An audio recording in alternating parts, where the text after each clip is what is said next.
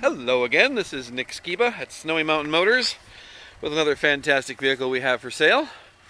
This is a 2017 Ford Expedition EL, that's the longer body. It has 33,000 miles on it. It's an XLT, so it has leather inside, heated and cooled seats, touchscreen with nav. There you can see the miles if you can catch that. Really nicely equipped vehicle, perfect for mom and or dad and all the kids, and the dog and the cat and the kayak and everything else. There's your third row seat right there, and those are power seats. Also a power hatch, you'll notice.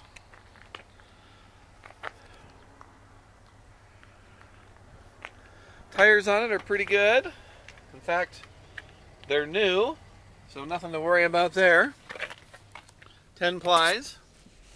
There's the dash again, just showing you one more view of it here. You can see the condition of all the seats and everything. There's the back row. And this has the center row bench, which slides forward and has cargo mode and is great if you have a youngster that you want to have in the middle seat so mom and dad can look back and see him or her. No dings or dents, runs, rips, or errors on this one. It's a good looking rig and it's ready to go at Snowy Mountain Motors.